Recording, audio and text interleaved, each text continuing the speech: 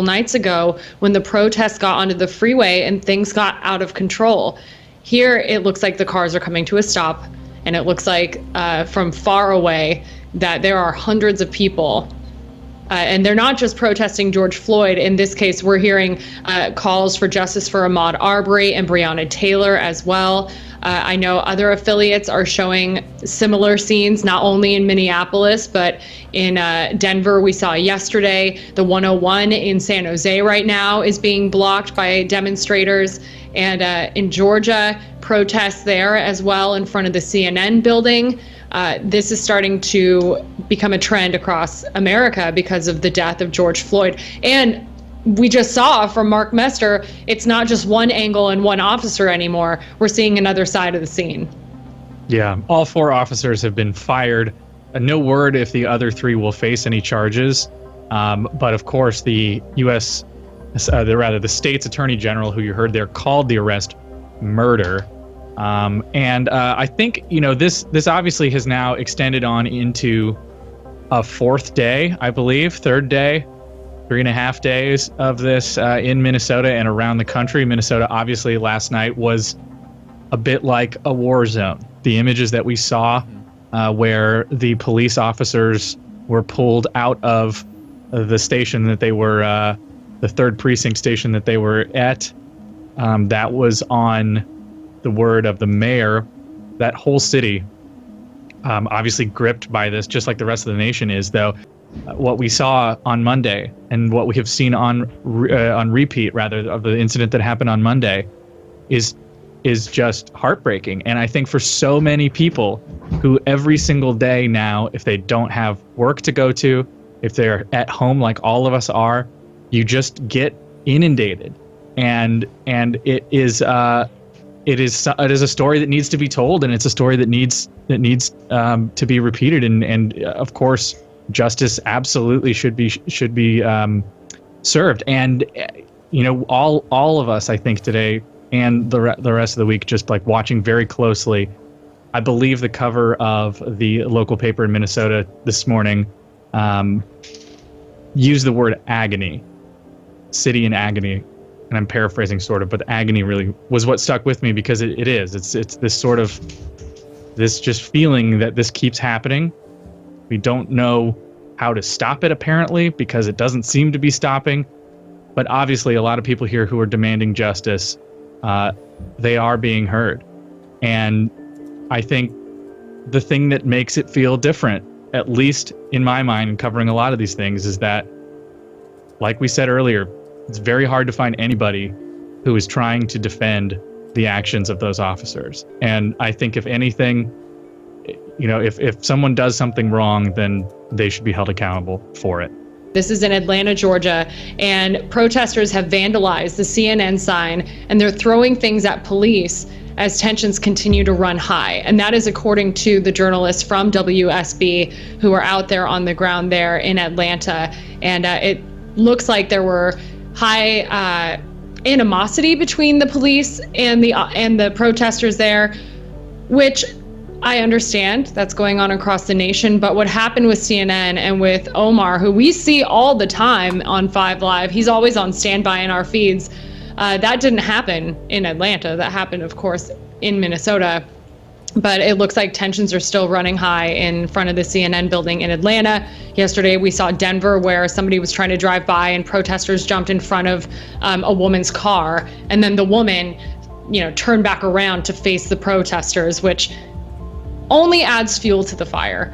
We're going to keep an eye on things going down in Atlanta, in Minnesota, in Denver. I'm seeing a bunch of feeds from CNN right now, and it looks like protests are starting to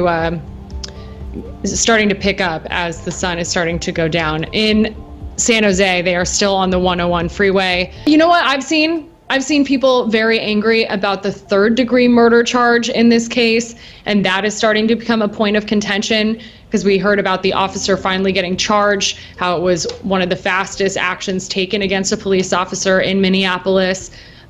So now there's a new angle to the anger, and we're starting to see that play out across the U.S. I don't know enough about the way that specifically they were looking, obviously, at charging this case, but there was a lot of question for why did it take this long, and the district attorney answered the question and said, look, I needed to meet the burden of proof here. I wasn't going to move forward with charging this person with murder unless I felt that beyond a reasonable doubt I could prove it. And I think you only get one shot. You only get one shot. So if they didn't have enough to go to trial, and then they go to trial and there wasn't enough evidence, or they didn't feel they had a compelling enough case, and let's say the jury decides not guilty, they can't try again. Everybody knows about, double jeopardy and how they can't go back to trial for the same case. So absolutely. Yeah, I mean, that's and why I think that is especially, the whole world is watching, right? And there's a huge pressure to get it right. And I think that in light of all of the things that we've seen in the past where officers have either been convicted or not convicted, I think that, at the end of the day, everybody wants this thing because they want justice. And getting justice is what is important. Or reform, right, Robert? Yeah, and absolutely, sure. And I'm just saying within the context of now where it goes, right? Like through the court system, applying at least the best knowledge that I have about it is that I assume that it's more difficult to prove a higher degree of murder charge. Obviously, first degree murder being premeditated. I think there is some discussion about second degree, third degree. Is it fast enough? Is it not fast enough? The city itself is on fire. WCCO has an article right now, and they're quoting friends of George Floyd and people in the community there. And the quote is, "If you keep murdering black people, the city will burn." Again, that is WSB Atlanta, right outside of the CNN building. I have a couple friends who worked in Atlanta in media there, and they said an hour ago this was very peaceful. And then we started to see graffiti along the CNN signs. Now we're seeing somebody apparently torching an American flag, Black Lives Matter flag flying high there as well. Demonstrators are marching. This is the Justice for Us rally in Atlanta. They're protesting, as I mentioned before, not just George Floyd, but also Breonna Taylor and Ahmaud Arbery. They walked between Centennial Olympic Park and the state capitol, if you're familiar with Atlanta.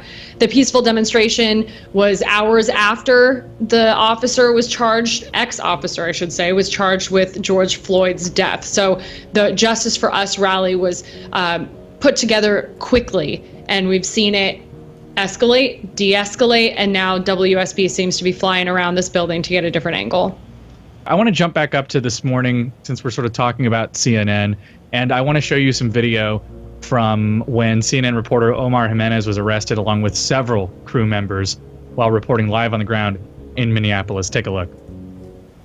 Wherever you'd want us, we will go. We were just getting out of your way when you were advancing through the intersection.